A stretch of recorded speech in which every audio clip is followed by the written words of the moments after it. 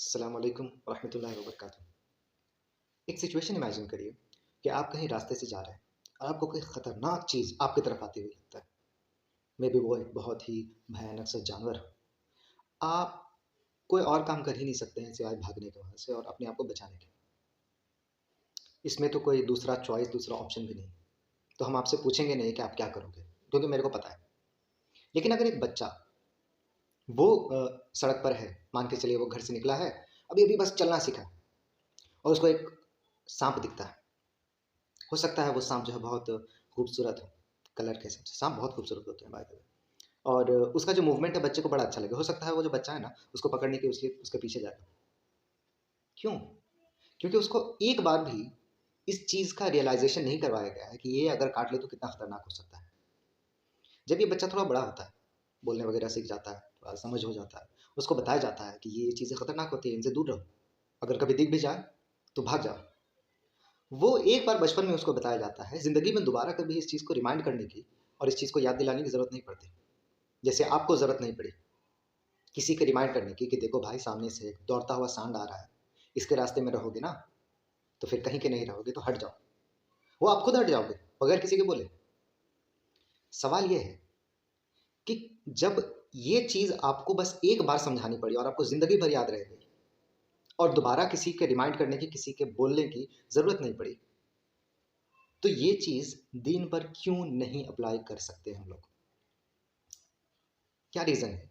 कि बहुत सारी चीज़ें हैं, हमें पता है कि क्या करना है, पर कर नहीं पाते। हमें पता है कि कहाँ से बचना है, किस चीज़ को अवॉइड करना है और वो हम लोग कर नहीं पाते हैं। क्यों? सबसे पहले हम साइंटिफिक आंसर देंगे इसका। Once again like the previous video, क्योंकि वो इसका कंटिन्यूएशन ही, जिसने नहीं देखा है उस वो प्रीवियस वीडियो देख ले। उसमें हमने ये बात किया था कि हम लोगों को कोई चीज़ याद कैसे करनी है, कोई चीज़ याद क्यों हो जाती है आसानी से, कुछ चीज़ों को हम क्यों भूल जाते हैं और इसका कंट्रोल आखिरकार किसके हाथ में है? क्या हम लोग वाक़ई में किसी चीज़ को अच्छे से पढ़कर बार-बार याद करके उसको अपनी मेमोरी में बिठाकर कह सकते हैं कि हाँ, ये मेरा हमेशा के लिए हो गया है, ये मेरी अपनी प्रॉपर्टी है, या फिर ये चीज़ भी हर चीज़ की तरह अल्लाह के हाथ में है और अल्लाह जब चाहे इसको वापस छीन सकते हैं। और हमने इसको दोनों एस्पेक्ट से देखा, साइंटिफिक एस्पेक्ट यानी कि आपको दुनियावी कॉन्सेप्ट बताया और दुनिया की चीज़ें कैसे याद रहती है ये भी बताया। एंड देन कुरान को आप कैसे याद कर सकते हो और कैसे याद रख सकते हो और उसके क्या फ़ायदे होते हैं, ये भी समझाया। And it's just below 20 minutes, जो कि अच्छी बात है मेरे हिसाब से।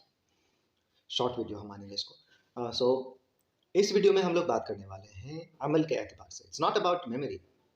ये मेमोरी के अलावा, याद करने के अलावा बाकी जितनी भी चीज़ें हैं करने की, उनके बारे में है कि आखिर हम लोग गलत चीज़ों से क्यों नहीं बचते हैं और अच्छी चीज़ें मालूम होने पर भी क्यों नहीं करते।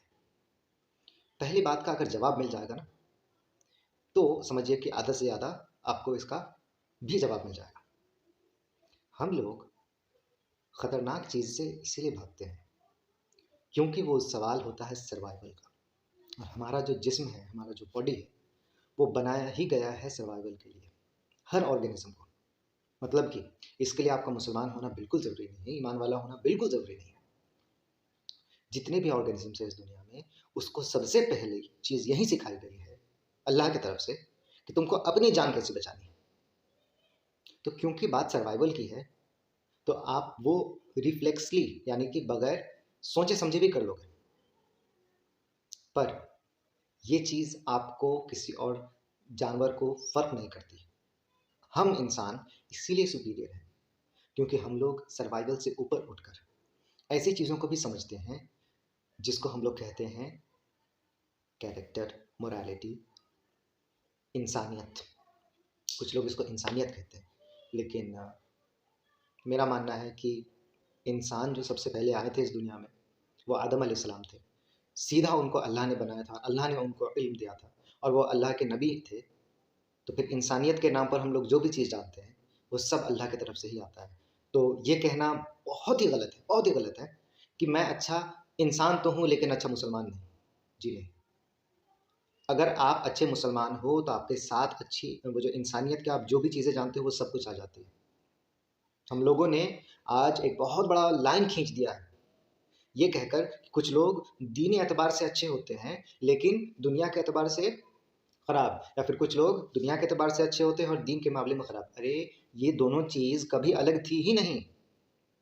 दीन हमें सिखाता है कि दुनिया में चाहे मुसलमान हो या गैर मुसलमान, उसके साथ अच्छा सलूक करना। ठीक है?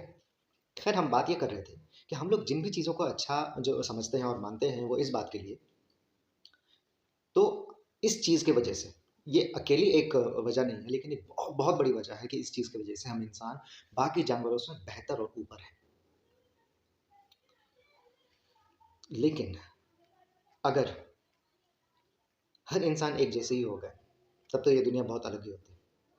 ऐसा है नहीं। इन रियलिटी, जब सर्वाइवल से ऊपर उठकर जब हम लोग मोरालिटी की बात करते हैं, ठीक है, अच्छाई की बात करते हैं, तो यहाँ पर दो तरह के इंसान दिखते हैं। एक ऐसे इंसान जो कि इस बात को जड़ से समझते हैं और इस पर अमल करते हैं। मतलब कुछ इंसान ईमानदार इसीलिए होते हैं, लोगों को इसलिए धोखा नहीं देते हैं क्योंकि वो ये मानते हैं कि धोखा देना बुरा है, उसको तकलीफ होगी और ये चीज़ अगर मेरे साथ हो तो मुझे भी अच्छा नहीं लगेगा, तो मुझे नहीं करना चाहिए ऐसा। ये सबसे अच्छे लोग होते हैं क्योंकि वो अच्छाई को अच्छाई के लिए समझते हैं और दूसरों के साथ वैसा ही सलूक करना चाहते हैं जैसे कि वो ये चाहते हैं कि उनके साथ हो।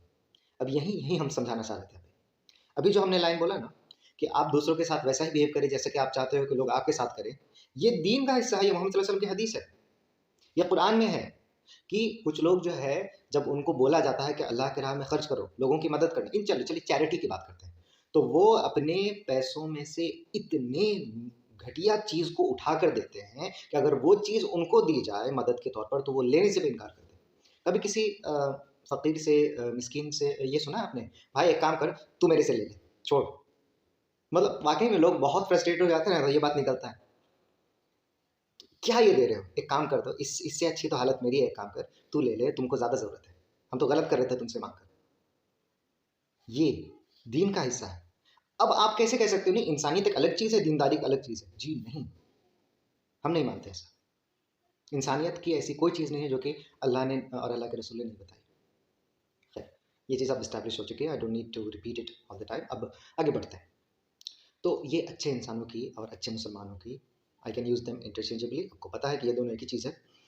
ये पहचान है कि वो अच्छाई को अच्छाई समझते हैं और सबके साथ करते हैं। दूसरी तरफ ऐसे लोग आ जाते हैं जो कि वंस अगेन बुरे तो नहीं हैं, लेकिन हाँ, थोड़े उनका लेवल नीचे है हमसे। वो बुराई इसीलिए नहीं करते हैं क्योंकि उनको पता है कि अगर बुरा करेंगे तो मेरे साथ बुरा होगा। ठीक? लेकिन अब बुरा दो तरह का होता है। एक दुनिया में बुरा, एक आखिरत में बुरा। अगर कोई ये सोचता है कि हम गुनाह से इसलिए बचेंगे कि क्योंकि अगर हम गुनाह करते हैं तो अल्लाह जो है हमको अज़ाब देगा कब्र में और क़यामत के दिन। तो वो इंसान है कैटेगरी 2A में। 1 तो हमने आपको बता दिया, 2 में भी 2 तरह के हैं। एक ऐसे जो कि बेहतर है, जो कि अल्लाह के अज़ाब से डर कर क्या करते हैं, गुनाहों से दूर रहते हैं और अच्छे अमल करते हैं। अब हम एक और कैटेगरी बताते हैं, कैटेगरी 2B, 2 के अंदर ही है लेकिन थोड़ा अलग है। डर तो है, लेकिन दुनिया का डर है। ऐसे मुसलमान जो कि इस बात को मानते हैं कि अल्लाह राज़िक़ है, अल्लाह ख़ालिक़ है, अल्लाह मालिक है, अल्लाह क़ादिर है, तो फिर वो गुनाह से इसलिए बचते हैं कि अरे यार मेरी दुनिया की ज़िंदगी ख़राब हो जाएगी अगर हम अल्लाह की नाफ़रमानी करेंगे तो। वेल ऐसा 100% होता नहीं है, कई बार जो अल्लाह के ख़िलाफ़ जाने वाले लोग हैं, वो लोग ज़्यादा खुश रहते हैं। और ये चीज़ अल्लाह कुरान में भी क्लियरली कहते हैं कि तुम जो है इनकी जो कामयाबी है, इनकी जो खुशी है और ये सब जो चीज़ें हैं इसको देखकर मतलब कि खो मत जाना, इसको देखकर तुम कहीं ऐसा जो है मत सोच लेना कि अल्लाह इनसे राज़ी है। एक्चुअली में अल्लाह इनको ये सब इसलिए दे रहा है ताकि आखिरत में मतलब इनके हिस्से में कुछ ना बचे और इनके ज़रिए से अल्लाह उनको जहन्नम की तरफ और ज़्यादा खींच रहे हैं। तो किसी के पास अगर नेमतें हैं, इसका ये मतलब नहीं है कि अल्लाह भी उनसे खुश है। हम बोलना ये चाह रहे थे कि कुछ लोग ऐसा मानते हैं कि अगर हम गुनाह करेंगे तो मेरा बिज़नेस में लॉस हो जाएगा। हो भी सकता है, नहीं भी हो सकता, वो अल्लाह के हाथ में है। इसलिए बचते हैं गुनाहों से। चलिए, ये भी ठीक है, क्योंकि ये बात अपने आप में गलत नहीं, ये जो थिंकिंग है, ये सही है, हो सकता है ऐसा। हो सकता है कि अल्लाह जो है आपको इसी दुनिया में सज़ा दे दे, कुछ गुनाह के लिए और वो भी कुछ हद तक। याद रखिएगा, हम लोग जितने गुनाह एक्चुअली में करते हैं, उसका असल सज़ा अगर इस दुनिया में मिल जाए, तो इंसान जवान ही नहीं हो सकेगा, उससे पहले ही मर जाएगा। जैसे ही वो बालिग होता है और वो अपने गुनाह के लिए ज़िम्मेदार होता है, तो वाक़ई में उसको उसके गुनाह की उसी वक़्त, इसी दुनिया में सज़ा मिल जाए ना, तो इंसान उस एज से 14-15 साल के ऊपर पहुँच ही नहीं सकते, वहीं पर अल्लाह उसको ख़त्म कर देंगे।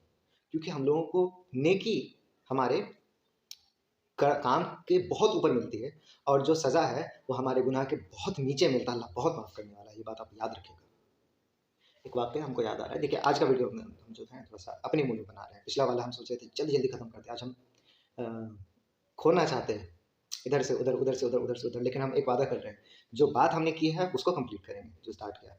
बट मेरा अपना स्टाइल है और फ़र्क भी क्या पड़ता है। वहीं तो 2 लोग देख रहे हैं जो कि देखते हैं। अगर कोई और देख रहा है तो बहुत-बहुत शुक्रिया आपका स्पेशली। हाँ, हम ये बोल रहे हैं, इंसान ये ना सोच ले कि उसको जो इस दुनिया में तकलीफ़ होती है, तो जो भी वो गुनाह कर रहा है, सारे के सारे खत्म हो जाएँगे ऐसे ही। और वो कोरिलेट ना करने लगे, ये सही नहीं है। अच्छा मेरे से वो गलती हुई थी, तो शायद ये वाली सज़ा हमको मिल रही है। हो भी सकती है, नहीं भी हो सकती।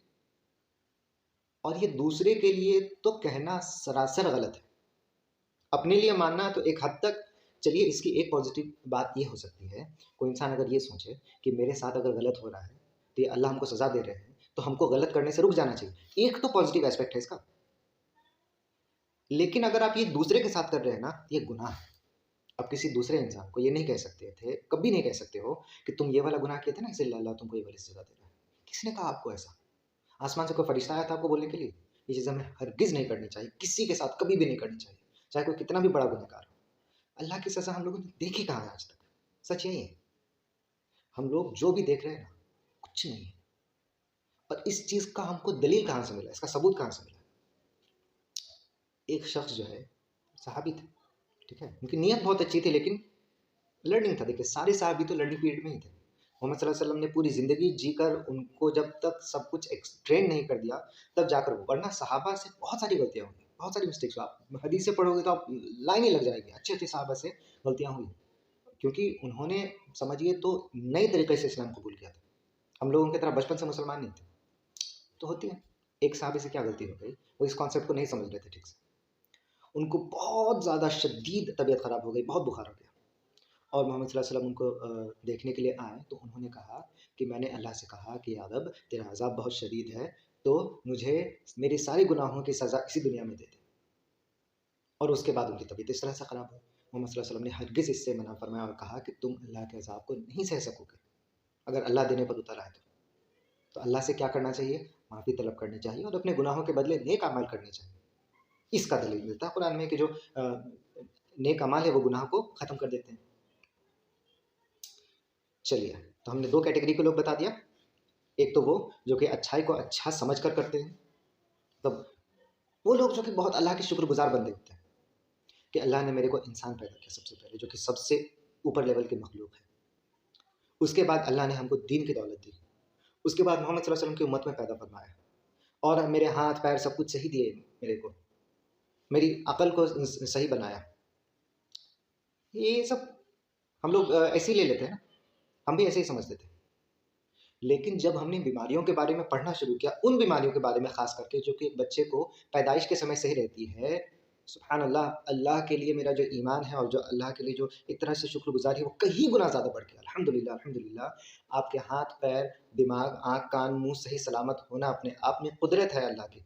करिश्मा है एक तरह से समझ लीजिए, वरना आप जितने सारे स्टेप में 9 महीने में पैदा हुए हो, उस 9 महीने के बीच में हज़ारों बीमारियाँ आपको हो सकती थी। जिसकी वजह से आपकी ज़िंदगी जो है कहीं और ही होती आज। अगर उसमें से एक भी चीज़ खराब हो जाती तो। आज आप बिल्कुल सही अगर हैं, तो ये बहुत बड़ी बात है, बहुत बड़ी बात है। अगर एक इंसान इन्हीं चीज़ों को समझ कर, देख कर, अल्लाह का शुक्रगुज़ार बंदा बन के अल्लाह की इबादत करता है, ये नहीं सोच कर कि वो अल्लाह के लिए कुछ कर रहा है। ये सोच कर के अल्लाह ने उसके लिए इतना कुछ किया है, तो उसके बदले मुझे इबादत करनी चाहिए अल्लाह की। ये बेहतरीन मुसलमान है, बेहतरीन मुसलमान है। लेकिन अगर कोई अल्लाह के अज़ाब से डर कर भी गुनाहों से बचता है ना, तो वो भी बुरा नहीं है, ठीक है, वो भी है। हाँ, एक लेवल नीचा है, एक लेवल नीचा। उसकी वजह जो है कुछ और है, नीयत पर सब कुछ डिपेंड करता है ना।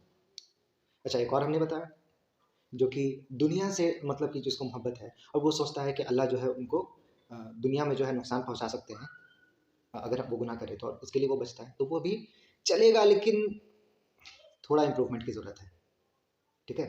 लेकिन फिर भी चलेगा। अगर अपने फ़र्ज़ को वो अंजाम देता है और गुनाहों से बचता है, तो फिर ठीक है। लेकिन उसके बाद वो लोग आते हैं, ठीक है? कैटेगरी 3rd में हम कहेंगे, जो लोग गुनाह से नहीं बचते हैं। जो लोग अल्लाह ने जो चीज़ उनके ऊपर फ़र्ज़ किया है उसको नहीं करते। और उसकी वजह ये है कि उनको नुकसान दिखाई नहीं देता। हम इंसान किस चीज़ के लिए बनाए गए हैं, या कोई भी ऑर्गेनिज्म सर्वाइवल के लिए। मतलब हम ये नहीं बोल रहे हैं कि अल्लाह ने इस मकसद से इंसान को बनाया।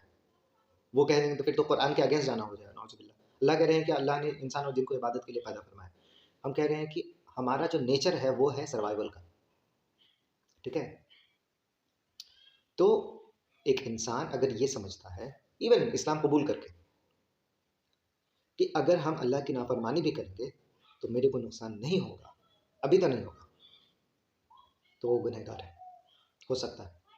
और एक बात, मौत कभी भी आ सकती है, तब क्या करेगा? हाँ, वो इंसान अगर ऐसा सोचता है कि उम्र आगे बढ़ेगी, जब बाल बच्चे हो जाएंगे, बाल सफ़ेद होने लगेंगे, तो अल्लाह के करीब ज़रूर जाएंगे। अल्लाह तो पूरी तरह से तय होता है। ये भी सोचते हैं कि पैसे आ जाएंगे तो हज भी करेंगे, लेकिन अभी नमाज छोड़े हुआ, मतलब 5 वक्त की नमाज नहीं पढ़ता है, ये सोचकर कि बड़ा मुश्किल है यार, अभी से पढ़ेंगे फिर अ, सुस्ती या इमीडिएट डर ना होना, ये भी बात है। अदरवाइज इंसान ठीक ठाक है, तो लोगों के साथ अच्छा बिहेव करता है, लेकिन यहाँ पर है। और जुमा की नमाज पढ़ लेते हैं, ईद की नमाज पढ़ते हैं, पता है, यही तो सारे मुसलमान कर रहे हैं। जो कैटेगरी 1 और 2 में हैं, वो तो बहुत कम परसेंटेज है। ज़्यादातर मुसलमान इसी खुशफहमी में जी रहे हैं कि अभी जुमा की नमाज पढ़ लेते हैं, ईद की नमाज पढ़ लेंगे, रमज़ान में पूरे रोज़े रखेंगे और हर वक्त की नमाज पढ़ेंगे, तरावी पूरा पढ़ेंगे, ईद की नमाज पढ़ेंगे, और उसके बाद ईद के दिन की जो ज़ोहर की नमाज है नहीं पढ़ेंगे। आ गए ना लाइन पर? यही चीज़ दुनिया के ज़्यादातर मुसलमान करते हैं, और ये बहुत बड़ा कंसर्न है, बहुत बड़ी चिंता की बात है। मानते हैं अल्लाह को, क़यामत के दिन को मानते हैं, अल्लाह के अज़ाब से डर भी लगता है, लेकिन मौत उनके सामने नहीं है। सबसे ज़रूरी बात यही कि अगर उनको बता दिया जाए कि बेटा कल मर जाओगे तुम, वो आज का नमाज़ छोड़ेगा? अरे वो तो सोएगा नहीं और सिर्फ अल्लाह का नाम लेगा। नमाज़ छोड़ना तो बहुत दूर की बात है। लेकिन यही तो ज़िंदगी की सबसे बड़ी टेस्ट है, कि ज़िंदगी की सबसे बड़ी सच्चाई आपसे छुपा ली गई। ज़िंदगी की सबसे बड़ी सच्चाई मौत है। आप किसी और चीज़ के बारे में श्योर नहीं हो सकते हो, लेकिन मौत के बारे में श्योर हो कि वो आनी है, और वही चीज़ आपसे छुपा ली गई है, और यही ज़िंदगी का सबसे बड़ा इम्तिहान है। उफ़! पता हो जाता ना ज़िंदगी के कब ख़त्म होगी, बहुत बढ़िया प्लानिंग कर लेते यार, ठीक है? शुरू के जो साल हैं वो तो बहुत अच्छे से गुज़र जाते हैं। जब मौत करीब आने लगती तो डर लगने लगता, तब अल्लाह के बहुत करीब आ जाते। लेकिन काश ऐसा होता ना, नहीं है, इम्तिहान है कि आप ऐसी हालत में, अल्लाह कुरान में कहते हैं कि मौत उनको ऐसी हालत में जकड़ लेगी जब उन्होंने तसव्वुर तक नहीं किया होगा। अगर तसव्वुर आप कर लो पहले से, तब कहाँ इम्तिहान है इसमें? तो बात सबसे ज़रूरी यही है, जो मेजॉरिटी मुसलमान हैं, अगर वो सुधरना चाहते हैं, अगर वो अल्लाह से जो रिश्ता है वो सही कायम करना चाहते हैं, तो उनको ये सच्चाई माननी पड़ेगी। जानते हैं, अब हम आते हैं अपने टॉपिक पर। मेरा टॉपिक ये था, हमें पता है किसी चीज़ के बारे में, फिर भी हम लोग क्यों नहीं कर रहे हैं? इसीलिए नहीं कर रहे हैं क्योंकि वो चीज़ हमारे सबकॉन्शियस दिमाग में बसी हुई नहीं है। हम दिमाग में कहीं किसी कोने में इस बात को रखे हुए हैं कि हाँ, एक ना एक दिन तो मरना है, एक ना एक दिन तो अल्लाह के सामने खड़े होना है। लेकिन क्या ये चीज़ हमारी फ्रंट में है, आँखों के सामने है? नो। अगर होती तो हमारी ज़िंदगी आज ऐसी नहीं होती जैसी दिख रही, बहुत अलग होती, बहुत बेहतर होती। तो कैसे इसको किया जाए? कोई सॉल्यूशन नहीं है। इससे बेहतर कि आप कुरान के करीब आइए। किसी का भी वीडियो देख लीजिए आप, किसी का भी, फ़र्क नहीं पड़ेगा उस तरह का जिस तरह का कुरान से पढ़ता है। अल्लाह के कलाम से ऊपर कोई नहीं। हाँ, अगर कोई शख्स खुद कुरान की बात आपके सामने कहे, तब भी नहीं। मतलब हम आपको एक बात बताते हैं। हमने एक 3 वीडियो की एक छोटी सी सीरीज़ बनाई थी 2020 के नवंबर की बात है, कि इंसान आखिर गुनाह करते क्यों हैं और इंसान गुनाह से कैसे बच सकते हैं। जिसमें हमने एक वीडियो में ज़िंदगी की बात की, एक वीडियो में मौत की सच्चाई की बात की, और एक तीसरा वीडियो में इन दोनों को कंबाइन करके एक फाइनल कंक्लूजन बताया, सॉल्यूशन भी बताया, और हमने सूरह क़यामा जो है उसको एक्सप्लेन करने की कोशिश की, और मौत और दोबारा उठाए जाने की क्या दलील अल्लाह देते हैं अपने कलाम में, उसको समझाने की कोशिश करी। लेकिन इंसान जो है वो आखिर सब जानते हुए भी क्या चीज़ उसको रोक लेती है और क्यों वो गुनाहों की तरफ जाता है और नेकियां नहीं करता है, इसकी बात करें। लेकिन हम आपको कह रहे हैं, आपके पास अगर दो चॉइस है, आप मेरे उन तीनों में से कोई भी वीडियो देख लो, खास करके आखिरी वाला, जो तीसरा वाला था, in between life and death, उसका ये होगा, टाइटल होगा। और दूसरा ऑप्शन है आपके पास, आप सूरह क़यामा का ट्रांसलेशन पढ़ लो। दिल से हम कह रहे हैं, आप डायरेक्ट कुरान के ट्रांसलेशन पढ़ लीजिए, छोड़िए मेरी वीडियो को, छोड़िए किसी और की वीडियो को। वो जो असर आप पर करेगी कोई नहीं कर सकता, और कोई नहीं कर सकता। कुरान में अल्लाह सुब्हानहू व तआला अपने बंदों से खुद बात कर रहे हैं, हम वो इफेक्ट कहाँ से ला पाएंगे कभी भी। अगर मेरे दिल में वाकई में सूरह क़यामा को लेकर इतना रिस्पेक्ट है और हमको इतना ज़्यादा पसंद है, इसलिए क्योंकि हमने कभी एक बार पढ़ा होगा उसको ज़रूर खुद, तब जाकर फ़र्क पड़ता है वाकई में। एक और सूरह है लेकिन इससे लंबा है, सूरह क़यामा बहुत छोटा सा है, आपको 5 मिनट लगेगा इसका ट्रांसलेशन पढ़ने में। वाकई में आप टाइम देखना, 5 मिनट लगेगा अगर आप बस रीड कर रहे हो। एक और सूरह है सूरह क़ाफ, सूरह नंबर 50। ओहो हो, इस सूरह की खूबसूरती के बारे में हम क्या बताएं आपको। इंसान के पैदाइश से लेकर, मौत से लेकर, क़यामत के दिन से लेकर, इंसान के जन्नत और जहन्नम तक के सफ़र को अल्लाह ने इस सूरह में बताया है। ये बहुत लंबा नहीं है, छोटा ही मानेंगे हम अगर आप किसी बड़े सूरह से कंपेयर कर लो, लेकिन वाकई में छोटा सा है, लेकिन सब कुछ बताया है अल्लाह ने इसमें। और मौत को इससे अच्छा, देखिए हमने तो पूरा, हमको तो पूरा कुरान याद नहीं ऑफ कोर्स, लेकिन हम जितना भी पढ़े हैं ना, इंसान की जो आखिरी जो लम्हे होते हैं उसको हम सबसे अच्छा समझे हैं सूरह क़ाफ से। तो वो अगर आप पढ़ सकते हैं ज़रूर पढ़ना। और इंसान, मतलब हम लोग क्या करते हैं कि ऐसे तो नहीं पढ़ते हैं कभी भी, रमज़ान में ही पढ़ते हैं। तो अगर आप किसी को एडवाइस करना चाहोगे, जो शख्स रमज़ान में जिसका ईमान जागा है सिर्फ, और वो कुरान पढ़ रहा है, उसको बोलना कि भाई तू तिलावत कर रहा है, जो बहुत अच्छी बात है, बहुत नेकी का काम है, लेकिन तुम्हें अरेबिक समझ में नहीं आ रही, काम कर इसका ट्रांसलेशन पढ़। इन दो सूरह को ज़रूर आप रिकमेंड करना, सूरह क़ाफ और सूरह क़यामा। फिर ये दोनों कोई पढ़ लेता है ना, फिर एक और है सूरह तगाबुन। वो सूरह में आपको लगेगा कि एक मुस्लिम को कैसा होना चाहिए, ठीक है, लाइफ में, वो शुरू से लेकर लास्ट तक आपको सारा बात बता दिया जाएगा। मतलब कि उस सूरह का जो नाम है, अपने आप में आपको समझ में आ जाना चाहिए कि वो कितना कॉम्प्रिहेंसिव। सूरह तगाबुन पता है, छोटा सा 2 पेज भी नहीं है हमको लगता है, मतलब पेज का तो साइज़ पर डिपेंड करता है, लेकिन हम बस आपको ये समझाना चाह रहे हैं कि आप इसका अगर ऑडियो सुनोगे then it's less than 7-8 minutes, तो आप समझ सकते हैं छोटा सा ही होगा। इसमें एक आयत है, यौम यजमउकुम लियौमिल जमअ ज़ालिका यौमुत तगाबुन। वो दिन जहाँ पर सारे इंसानों को जमा किया जाएगा और उनको पता चल जाएगा कि जीत और हार किसे कहते हैं। उनको समझ में आ जाएगा कि ये जो पूरी ज़िंदगी थी, इसमें उन्होंने क्या पाया और क्या खोया। तो आप सोचिए, ये इसकी एक आयत है। तो ये पूरा सूरा का जो है, समझ लीजिए कि अपने आप में सेंट्रल पॉइंट है, इसलिए इस सूरा का नाम सूरह तगाबुन है। बाकी चीज़ें क्या होंगे, तो इस चैनल में ही आपको सूरह तगाबुन का जो है वो आपको एक्सप्लेनेशन मिल जाएगा। मेरी वीडियो है, सकलैन ने बनाया है, आई एम नॉट श्योर, मेरे ख्याल है उसने बनाया है। हाँ, तो आपको शायद 2 अलग-अलग लोगों की वीडियो मिल जाए इसी चैनल में। लेकिन आपको उन दोनों में वीडियो में और टाइम लग जाएगा। अगर आप खुद एक बार पढ़ो ना, ओह! तो अलग ही इफ़ेक्ट होगा। बेहतर है वो, ऑफ कोर्स बेहतर है। फर्स्ट रीडिंग के लिए अगर आप उसको समझना चाहो, वंस अगेन, आपको हो सकता है ट्रांसलेशन से सारी बात क्लियर ना हो, ठीक है? अगर आप उसको और अच्छे से समझ, देखो एक बात समझिए, चलिए हम आ ही जाते हैं इस वीडियो को क्लाइमैक्स पर।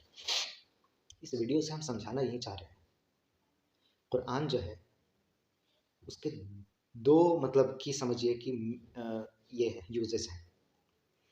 पहला है और सबसे इम्पोर्टेंट है ज़िक्र। जो पिछला वीडियो में जो चीज़ हमने छोड़ दिया था, ये कहा था कि अगले वीडियो में डिस्कस करेंगे, वो ये मिलता है आधे घंटे के बाद, इसीलिए मेरे वीडियो को कोई नहीं देखता, मतलब सिवाय कुछ लोगों के। क्या कह रहे थे? अल्लाह कुरान को क्या कहते हैं? ज़िक्र। अल्लाह ने कुरान को ज़िक्र के लिए आसान बनाया। यस्सरनल कुरान लिज़्ज़िक्र। ज़िक्र का मतलब होता है रिमाइंडर। एक तो हो गया कि याद करना आसान है, दूसरा है रिमाइंडर। अगर आपको याद है भी, तो हो सकता है कि वो चीज़ आपके दिमाग के किसी ऐसे कोने में चली गई है, जब आप उस चीज़ को लेकर वो जो सीरियसनेस है वो खो चुके हो और वो चीज़ आपके अमल का हिस्सा नहीं है अब। वक़्त के साथ हो जाता है, हर किसी के साथ होता है, हर किसी के साथ होता है। तो अल्लाह ने क्या किया है? कुरान को क्या बनाया है? ज़िक्र बनाया है। और ये जो वलक़द यस्सरना कुरान लिज़्ज़िक्र, ये जो फ्रेज़ है, ये जिस सूरा में है उस सूरा में बार-बार आता है। पता है इससे क्या साबित होता है? ये चीज़ रिमाइंडर है, आपको बार-बार रिमाइंड करानी पड़ेगी तब जाकर आपके दिमाग में बैठेगी और आपके अमल में आएगी। देखिए, दिमाग में अगर बैठाना होता, तो अल्लाह सिर्फ़ और सिर्फ़ कह देते कि देखो मैं तुम्हारा रब हूँ, मेरे तरफ लौट कर आना है, नेक अमाल इस तरह से करने हैं, बुरे अमाल से इस तरह से बचना है, ठीक है? नेक अमाल करोगे तो ये मिलेगा, बुरे अमाल करोगे तो ये मिलेगा। एक सूरा भी नहीं लगता है, अगर आप एक मीडियम साइज़ सूरा की बात करें ना, वो भी नहीं लगता, बता देते, बात खत्म हो जाती, हमारी सारी ज़िंदगी अच्छी हो जाती। क्यों अल्लाह ने कुरान नाज़िल किया? अल्लाह ने क्यों एक चीज़ को इतने बार रिपीट किया है? जैसे कि इसी सूरा में, इसी फ्रेज़ को अल्लाह ने इतनी बार रिपीट किया, सूरा रहमान में देख लीजिए। एक ही बात को अल्लाह ने शुरू से लेकर लास्ट तक रिपीट किया। क्यों? ताकि रिमाइंडर मिल सके। रिमाइंडर होना और किसी चीज़ का नॉलेज होना, दो अलग-अलग बातें होती हैं। और ये इंसान की फ़ितरत है, और अल्लाह ने जो इंसान को बनाया है, अल्लाह से बेहतर कौन जाने इंसान की फ़ितरत को? क्या है इंसान की फ़ितरत? जानता है क्या सही है, क्या गलत है, लेकिन उस पर अमल नहीं करता।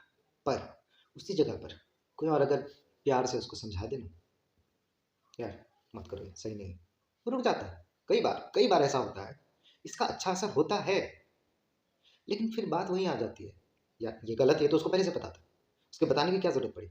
अच्छा होता है बताना।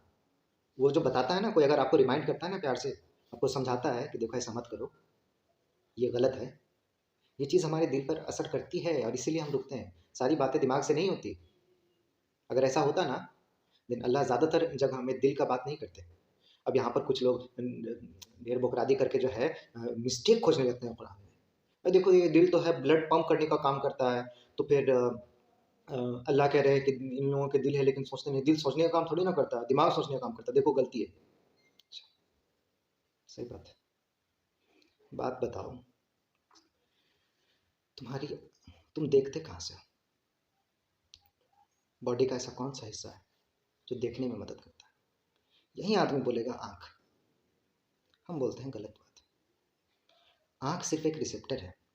यहाँ पर लाइट आती है, रेटिना पर पड़ती है, वहाँ से इलेक्ट्रिकल सिग्नल जनरेट होता है, ऑप्टिक नर्व इसको ब्रेन में लेकर जाता है। बीच का रास्ता बड़ा कॉम्प्लिकेटेड है, बताएंगे नहीं, ज़रूरत नहीं है। उसके बाद ब्रेन के एक हिस्से में उस मैसेज को पहुँचाता है, और ब्रेन उस चीज़ को इंटरप्रेट करता है, तब आपको कोई चीज़ दिखाई देती है। अगर सिर्फ आँख से देखने लेता आदमी, ठीक है, देन ऑप्टिक नर्व को अगर कोई कट कर दे, डैमेज हो जाए, तो भी कोई फ़र्क नहीं पड़ता। लेकिन पड़ता है अगर किसी का ऑक्सीपिटल लोब, ब्रेन का पीछे का हिस्सा ये खराब हो जाए, या इसका ऑप्टिक नर्व में कहीं कोई प्रॉब्लम हो जाए, उसको दिखाई नहीं देता। देखने का काम कौन करता है? देखने का काम। हमने ये नहीं पूछा था कि लाइट कौन लेकर जाता है, लाइट कहाँ पर पड़ता है, पहले हमने पूछा ही नहीं। हमने बोला देखने का काम कौन करता है, तुमने जवाब दिया, मतलब इंसान ने जवाब दिया, कोई भी जवाब देगा, आँख नहीं। देखने का काम ब्रेन करता है, बगैर ब्रेन के आप देख नहीं सकते हो। तो इससे साबित ये होता है, ज़्यादा बुकरात बनने की कोशिश ना करें। चार बातें साइंस के पता होने पे ढेर फैक्ट ना खोजने लगे हर जगह पर। अल्लाह ने कभी क्लेम किया ही नहीं था कि ये किताब साइंस के लिए है, फिर आप इसमें एरर क्यों खोज रहे हो? एक और बात, साइंस जैसा परफेक्टली बोलना इंसान के लिए कभी था ही नहीं और ना कभी हो सकेगा। अगर कोई वाकई में बोले ना कि हम दिमाग से देखते हैं, तो वो पागल कहलाएगा, जबकि साइंटिफिकली वही सच है। अल्लाह ने क्या कहा कुरान को कि ये कन्वर्सेशन है मेरे और मेरे बंदे के बीच में। कन्वर्सेशन में आप ऐसी बातें करते हो जो कि 100% सच नहीं होती है, मतलब कि साइंटिफिकली सच नहीं होती जैसा हम लोग समझते हैं। कुरान इस चीज़ के लिए है कि आप इस बात को समझो और अपनी ज़िंदगी को बेहतर करो, अपनी आखिरत को बेहतर करो। यहाँ पर कुछ लोग जो है, देखिए यहाँ पर मुसलमानों की भी थोड़ी सी गलती है कि वो कुरान को साइंस के सामने रख देते हैं कि जो साइंस कहता है कुरान ज़रूर से ज़रूर उस पर एग्री करेगा, और निकाल के दिखा दो कुरान में गलती। लोग दिखा देंगे गलती यार। मत करो कुरान का इस तरह से टेस्ट जब अल्लाह ने खुद नहीं कहा करने को। अल्लाह ने टेस्ट बताए हैं कि अगर तुमको किसी के सामने मान के चलो डिबेट ही करना है और कहना है कुरान में गलती निकाल कर दिखा, साइंस को बीच में मत लाओ। साइंस आज की चीज़ है। और एक बात, साइंस अपने आप में डेवलपिंग है। कल जो चीज़ फैक्ट था आज वो गलत है, आज जो फैक्ट है कल शायद वो भी गलत हो जाए। तो फिर इसको सबसे ऊपर क्यों रख दिया हमने? अरे कुरान जो बेसिक बात कर रहा है उसी पर हम लोग अगर अमल कर लें बहुत अच्छा हो जाएगा। ठीक है, तो हम ये कह रहे थे कुरान कन्वर्सेशन है। ठीक है, और कन्वर्सेशन में इस तरह की बातें होती हैं। जो इंसान ये कह रहा है कि नहीं दिमाग से सोचा जाता है, दिल से सोचा नहीं जाता है, वो खुद इस फ्रेज का कई बार इस्तेमाल कर सकता होगा। ठीक है, कि दिल को अच्छा लग गया, दिल दिल में बुरा मान गए वगैरह वगैरह। हम लोग कहते हैं, ये कहने वाली बात है, इसमें कोई बुराई नहीं। Okay, now I should move ahead. हम ज़्यादा ही उधर चले गए थे क्योंकि ये टॉपिक मेरा मन था किसी ना किसी दिन इस पर डिस्कस करेंगे, और आज मौका मिल ही गया दूर से ही, ज़रूरी था ये। कह क्या रहे थे हम, दिमाग से निकल गया। कुरान के बारे में कि कुरान को हम लोगों को कैसे अप्रोच करना चाहिए। तो कुरान का जो एक मकसद है वो है ज़िक्र, रिमाइंडर, कि अगर कोई हम लोगों को कहता है तो उसका असर पड़ता है। हम वही बोल रहे थे कि दिल पर असर पड़ता है, क्योंकि दिमाग पर असर तो पड़ चुका है ना। आपको अगर पता चल गया है कोई इन्फॉर्मेशन और वो आपके लॉन्ग टर्म मेमोरी में सेट है, जैसे कि हमने बताया था पिछले वीडियो में कि एक शॉर्ट टर्म मेमोरी होती है जो कि उड़ जाती है कुछ वक्त के बाद, एक लॉन्ग टर्म मेमोरी होती है जो कि रह जाती है। तो जो लॉन्ग टर्म मेमोरी में जो बात है वो सेट हो चुकी है। अब आपको उस चीज़ को फिर से इंफॉर्मेशन के तौर पर लेना ज़रूरी नहीं है। फिर भी अगर कोई बोलता है तो इससे फ़र्क पड़ता है। अल्लाह ने इसका तरीक़ा, अल्लाह ने इंसान के इस चीज़ को समझा है, इंसान को अल्लाह ने बनाया है ऐसे। तो इसका रास्ता क्या निकाला है अल्लाह ने, कि एक मुसलमान जो है वो नमाज़ पढ़ेगा तो नमाज के दौरान उसको कुरान सुनाई जाएगी, जिसके वजह से वो दिन में 5 बार इस बात के लिए रिमाइंडेड होगा। ज़िक्र, वंस अगेन ज़िक्र, उसको ये बात का ज़िक्र मिलेगा कि अल्लाह हमारा रब है और हमें क्या करना चाहिए क्या नहीं करना चाहिए। अल्लाह, हम ये बात बना नहीं रहे अपने मन से, ये बात कुरान में है कि अल्लाह ने जब मूसा अलैहिस्सलाम से बात किया तो उनको कहा अल्लाह ने कि नमाज कायम करो ताकि तुम मेरा ज़िक्र कर सको, मुझे याद कर सको।